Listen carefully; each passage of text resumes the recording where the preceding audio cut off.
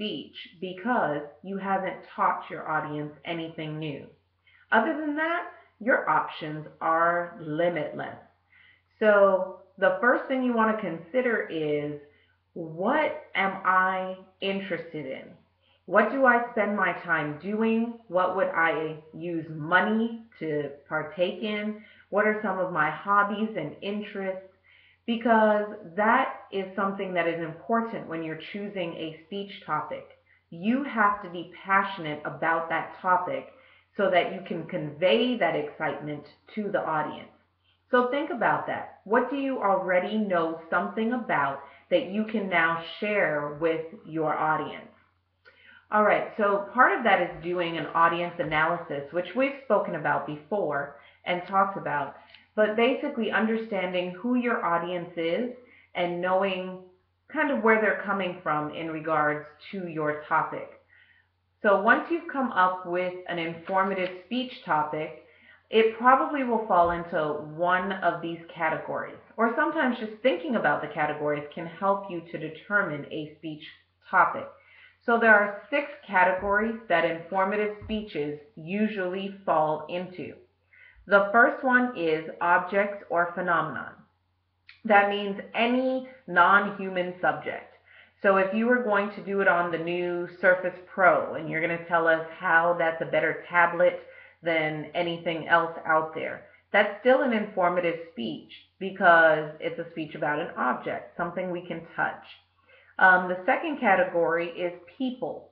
Now, if you're going to do an informative speech about a person, you'd want to do it about somebody that we don't already feel we know about.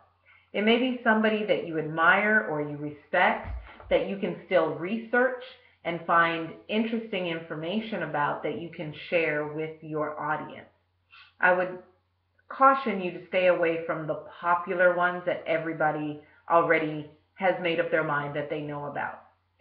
Next category would be a current or historical event.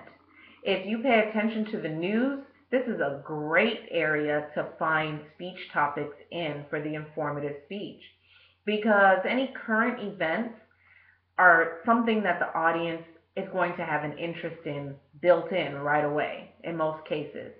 Or you could do a historical event, but sometimes those are harder to really keep the attention of the audience. So that would be up to your personality and presentation style.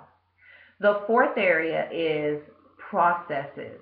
And that means you're demonstrating to the audience or showing them how to do something that we don't already know how to do. For the purposes of this class, I try not to encourage you to go that path. I would suggest that you do not do a processes speech or a demonstrative speech because it sort of ends up being a little simplistic in nature. Doesn't usually require much research. All right. The fifth category is concepts. And those are any abstract ideas that we can't, unlike object, we can't put our hands on it. So it could be like the concept of free speech and how that came to be. That's a concept. Okay. Or the last category would be issues. Issues are anything that is sort of controversial that you would have different perspectives on.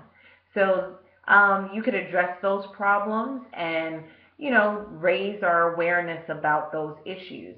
So it could be something like the homelessness in Orlando or human trafficking or, the child sex slave trade.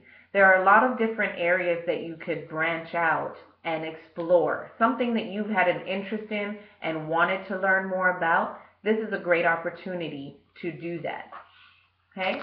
So you have a lot of different options, but now that will help you to decide your topic. And once you decide your topic, then you're going to try your best to arrange the information that you research in a way that the audience can truly understand and follow you. Okay? So as you are starting to think about your informative speech, please make sure that you explore all the different options and think about, what is it that you are passionate about? What is it that you've always wanted to learn more about? The answers to those questions may be a great informative speech topic for you.